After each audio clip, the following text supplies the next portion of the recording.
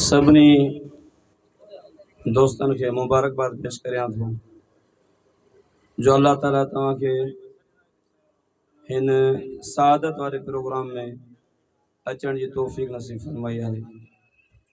ये आम जलसो या आम प्रोग्राम ना है, कुरान मजीद जी महफ़िल है। अज़मत कुरान कॉन्फ्रेंस के उनवान ते सड़ी वही है।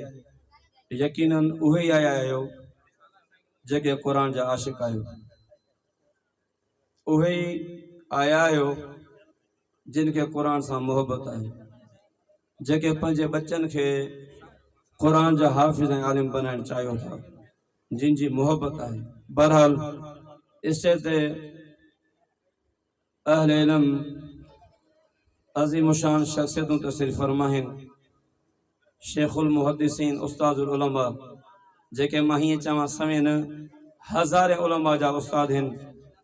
साईं शेख जान मोहम्मद साहब, साईं मौलाना शबीर अहमद जमाली साहब, साईं मौलाना सिवतुल्लाह जोगी साहब, आवां जे दरमियान ज़िले हैदराबाद अमीर साईं ताज मुनायम साहब ने तशरीफ़ फरमा थिया आहिनि।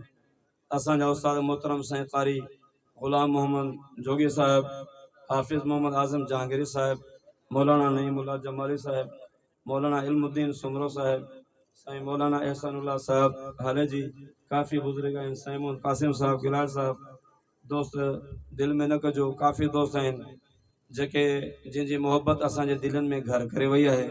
इएं पिंडाल में साईं नसीबुल्लाह साहब जेके सालार आहिनि तहसील कासिमाबाद जा, हाफिज़ मोहम्मद अब्बास लगारी साहब मुझे सामू खां मौजूद आहिनि। ये काफ़ी मौज़ शख्सियतूं। बहरहाल मुख्तसर करियां थो।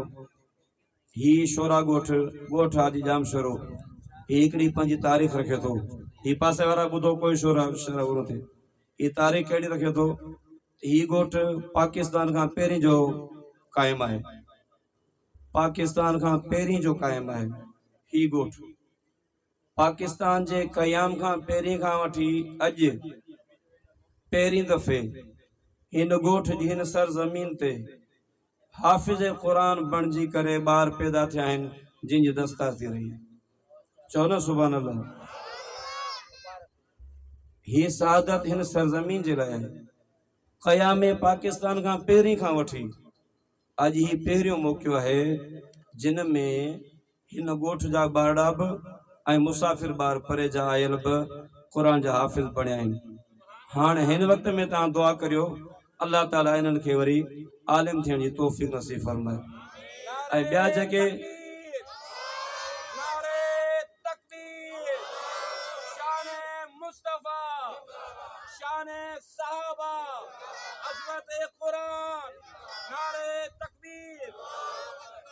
इन जे पुठियां जेके ॿारड़ा पढ़नि पिया था वरी उन्हनि खे अल्लाह से हाफ़िज़ कुरान थियण जी तौफ़ीक़ नसीब फरमाए।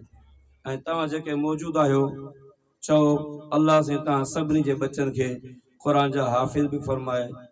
चो आमीन।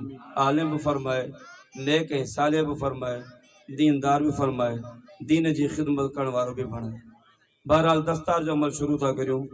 हिन गोठ जा पहिरियां हाफ़िज़ आहिनि कारी मोहम्मद अयाज शोरो जेके हिन वक़्तु असां वटि उस्ताद आहिनि मदरसे में। अॼु खां तक़रीबन 2 साल पहिरीं हाफ़िज़ कुरान बणिया आहिनि। नेक सालिह आहिनि, अल्लाह जे फज़ल सां वरी मदरसे में उस्ताद आहिनि। त असां पहिरीं दस्तार जे लाइ असांजा उलमा इकराम असातिज़ा स्टेज ते मौजूद आहिनि। मां नाला वठंदुमि ऐं बिरादर मोहम्मद उसामा, मुफ्ती मोहम्मद उमर टोपी ऐं रूमाल ऐं कुरान शरीफ़ जो हदियो अॻिते पेश कंदा। सभ खां पहिरीं शेख साईं जान मोहम्मद साहिब आहिनि, हाफ़िज़ मोहम्मद अयाज़ के टोपी पाराईंदा।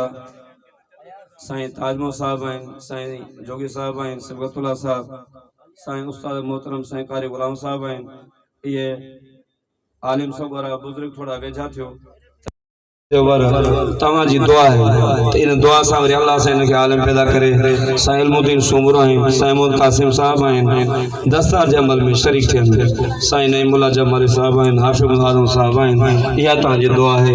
ई गोठ जा पहिरियां ॿार आहिनि, बल्कि नौजवान आहिनि जेके कुरान जा हाफ़िज़ बणिया आहिनि ऐं वरी हिन वक़्तु उस्ताद आहिनि। सभई दुआ कयो अल्लाह साईं ता हयात इन्हनि खे दीन जी खिदमत जी महिनत करण जी तौफ़ीक़ नसीब फरमाए। सभई जो आमीन। सजो में कम विना छड़ी हाफिज मोहम्मद अयाज साहब में हाफिज मोहम्मद आमिर रुस्तम पीछे हार कोई जज़ाकल्लाह खैर हार कोई पर जो हार कोई पर जो हार और कोई साजिक दिन जे त जी प्रोग्राम डिस्टर्ब थी दो हाफिज मोहम्मद आमिर वलद मोहम्मद अशरफ रुस्तमानी ही भी के एजाज है रुस्तमानी बिरादरी जो रईस है।